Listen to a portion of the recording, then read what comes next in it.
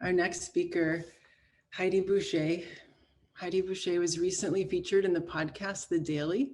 It was a wonderful piece on the movement to bring death closer. It was an autumn piece that The Daily brought in. And in that piece, they really featured Heidi's work. Heidi has been a home funeral guide for more than 30 years. She's also an independent filmmaker and producer of the film In the Parlor. Heidi works with families to create sacred spaces for saying goodbye. She's here with us to talk about how home funerals are a stepping stone to building resilience through grief. Thank you for being here, Heidi.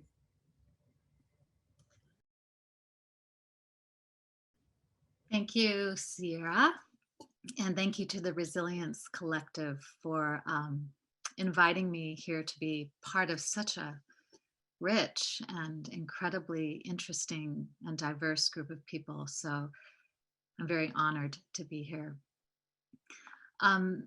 It was interesting when Sierra reached out to ask if I would be part of this panel. I was right in the middle of reading a book on a local history, in particular the Donner Party, and how they struggled through that horrific winter of 1846 up in the Sierra Nevada mountains, which is just up the road from where I live. And the thing that struck me about this group of people and all the horrors around it was that they had this resilience to go forward in spite of everything, not just in this time that they were in, but then afterwards when they were rescued. And it reminded me of all the different peoples across the globe at different times that we draw from an inner human spirit and a resilience to go forward in spite of collective grief. The descriptions and how they tended to their dead were very fascinating. And as a home funeral guide, I could relate to many of the things that they did. And they're things that we try to do, or not try to do, but we encourage families to do with their loved ones today, having a more hands-on approach. When loved ones died back then, it was the family with the support of neighbors and friends who washed and cared for the body. And it was much more a community event. The women made the meals, they cared for the bodies while the men dug the graves and built the coffins. The children were very much part of the activity. It was a daily event almost in some cases. Well, maybe not daily, but many, many people died frequently all the time. In the Victorian times, there were so many sentimental poems and songs and customs catering to the notion that it was in fact a common occurrence, that it was romanticized to a very, very high degree. Now, I'm not saying that we should whip out our tear catchers and catch our tears or drape black crepe over our mirrors when someone dies. But I do think that we could learn a lot from our foremothers and fathers in how they cared for their dead. They had a much more practical, a much more natural relationship with death. How they grieved internally must have been the same, but how they showed it was very different. For those of you who don't know what the definition or what a home funeral guide does, or what a home vigil or a home funeral is, this is when family and friends and community take on all or some of the aspects of the sacred work of caring for the dead. This can be planning ceremonies, rituals. It can be bathing and washing, dressing the body, handling required documents, transportation, and or hiring professionals to help with some or part of it.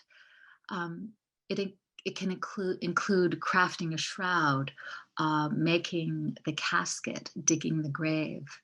One can do as little or as much as one feels comfortable with, and also depending upon what is permitted in your area. Most people nowadays have no idea that caring for a loved one after death at home is even an option. It's getting better with the death positive movement, with articles and films and books and conferences, and many more people are becoming aware and interested in this option. So, what is it about family directed funerals or vigils that builds resilience? What do we mean by this? Um, Three things came to my mind, three aspects. And the first aspect, if you want to throw up a slide there, Heist, the first aspect would be making the conscious choice. Many people have to wrap their brains around the concept of even caring for a loved one after death and decide if this is ultimately what they want to do. Others know right away. Perhaps they've experienced a family directed vigil or a funeral previously, or they've read about it. Regardless, it takes a certain amount of resilience to go forward, to proceed with the unknown, thinking outside the box. This is the first step in building resilience in regards to home funerals. Generally, a funeral professional is handling the arrangements. When one takes on a family directed funeral, it requires research, planning to know how to proceed, talking about it with family members and friends, healthcare providers, and gathering a support team. Knowing your limits, what you can and cannot do, and being flexible. The second aspect would be doing the physical work. Since the beginning of time, we have always cared for our own loved ones. It's in our collective DNA. Human beings are wired to care for one another. And when we aren't able to call upon what is deep within us from long ago out of instinct and love, there can be a sense that something is missing, a disconnect. The act of making ready, washing a body, creating sacred space, holding one's hands together around the person who's lying in state, crafting a shroud, building a casket, arranging flowers. These are all doing activities, an activity of the will. And when we engage the will, we are at the starting point of the journey towards healing. Activity allows us something to grab onto as we go forward, giving grief a place to go, if you will. Those who have been part of digging a grave talk about how cathartic it is to be actively working. When we're physically engaged, this helps us emotionally. Going through the physical act of nurturing and caring for another human being out of freedom and love, whether they're alive and healthy or sick and infirm or in death, we build not only character, but we build fortitude. Giving freely out of love, being present while nurturing, increases resilience for what is to come. The third aspect would be living into the emotions. Being present, spending time with the body of a loved one who has died, whether it's for 12, 24, or 72 hours, also builds resiliency, but in a slightly different way, in a more gentle way. We are taking the time to stop, to slow down, and carefully step into this new paradigm of being without the one that we love. It gives those left behind time to start living into their feelings and emotions. Spending ample time with the deceased, lying in state, not just for an hour, but if we could do it for the setting of the sun, the rising of the moon, once, twice, or even 3 times, this is a significant deed. Touching the person, who has died, talking, singing, praying to, or just being there holding space with others who are connected to us and dear to us. These are actions that are not only building resilience, but they are defining and creating a new and different kind of relationship with the deceased, if you will. A relationship with the spirit and the memories of the one who has died. If we can make the time to establish a new connection or relationship, the grief process is still there, but the seeds of inner strength and the resilience to go forward with grief are germinating. How we grieve is one of the most intimate human experiences. The way in which we share it, if we display it or talk about it with others, can be very uncomfortable for many people. But when all these moments of a family-directed vigil or funeral are shared with family and friends and loved ones, it becomes a sacred collective experience that binds one another together in love and in grief and in healing. Thank you, Heist. With conventional practices, too often a loved one is taken away or removed shortly after death, leaving us to feel a sense of emptiness or regret later. I've heard again and again how many times, I don't know, but people often talk about wishing that they had had more time to spend with the deceased, especially if it's sudden or unexpected, or a child of any age. These are the types of deaths where having extended time with the deceased helps tremendously in those immediate fragile hours after losing someone. And grief comes and goes, as we know, rearing its crazy and unforgiving head in the most odd places. But we may be more grounded, we may be more resilient in meeting it, not to deny or to push it away, but to meet, to acknowledge, and to go forward with it, with our vulnerable and very tender hearts.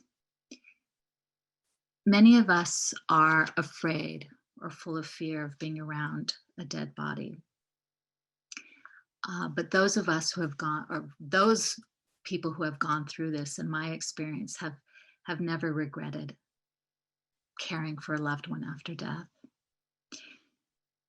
Grief, as we know, is extremely intense and abundant these days for obvious reasons.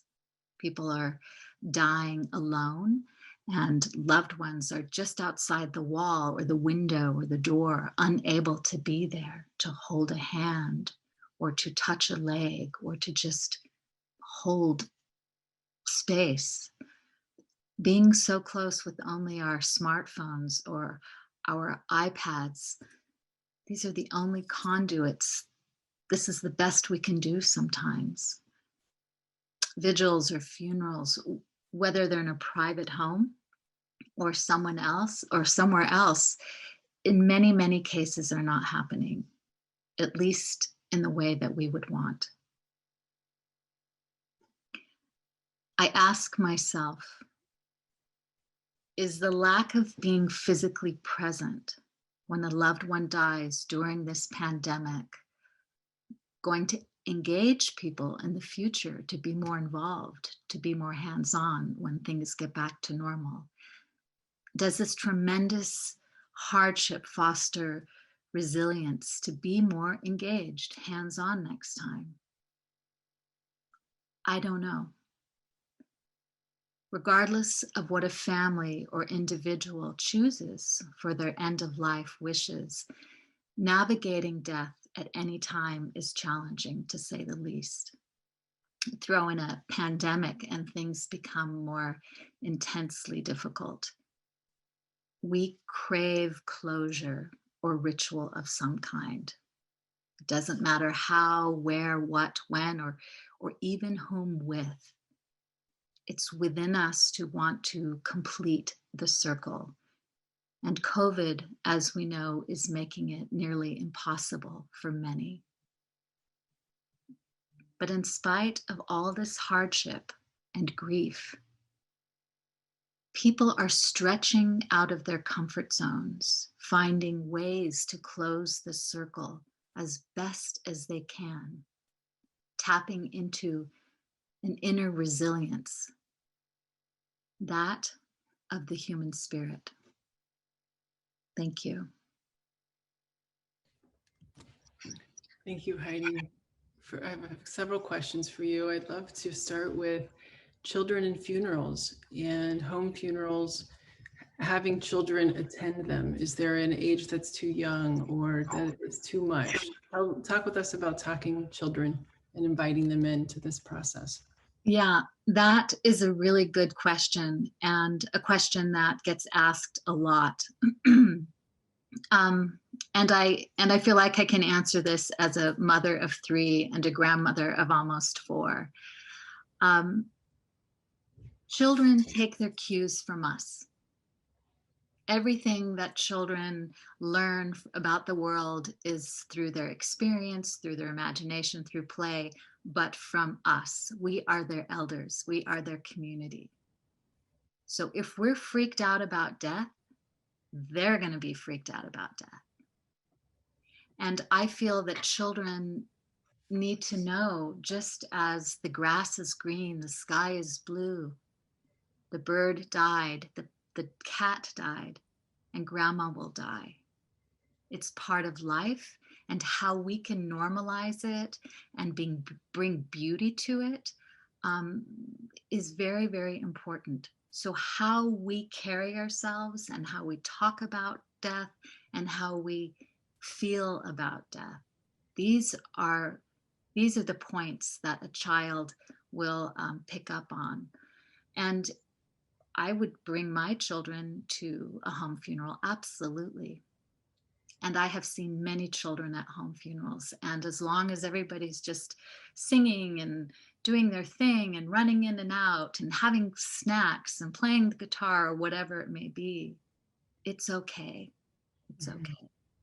And the change with the pandemic and not being able for you as a home funeral guide to maybe even be in the house and inside with the family, are you finding that you are instructing over Zoom and that the family is more engaged? Yeah. Ideally, the family taking it on by themselves or, more hands-on that's the preferred way. I mean, having somebody in the back helping is great. So yes, helping families over Zoom has been the norm these days. And it's quite powerful to be on the computer and it's wiggling around and people are struggling trying to do stuff, but they're doing it and they feel this sense of accomplishment and pride and almost an elevated mood because they've accomplished something, they've done something very important. And at first they might have been nervous, but they did it. Mm-hmm. This question is from Alyssa. She says, this is fascinating and beautiful. Aspects of this reminds me of Jewish rituals around death. How do you incorporate people's religious and spiritual beliefs backgrounds into this work? It's directed by the family. I think oftentimes people will ask questions, but then the question gets turned back to them in the sense, well, what do you want to do? Or what is your custom? What feels right to you? So owning your own resilience and your own confidence and knowledge and wisdom of where you are from and going forth. This is old stuff, very old stuff. Mm-hmm. One last question. Often the body looks so different than most of our memories of that person. What's your advice on reframing that physical difference in a positive way? That's a excellent question. I think a lot of people have this concept that I don't want that to be the last image I have. Well, that won't be the last image. It will be one of the last images. But that's okay if, in fact, it's around other things, by creating that new relationship, bringing in flowers, sitting with that person. And it's not as scary as you think, or as one may think. Death, there's a beauty in death. All the memories that we have, the collective songs and poetry, and or if maybe there's no art, but all the collective experiences that you have with that human being will rise to the top. And those are the memories that you will live with. And those will support the person too, wherever they are.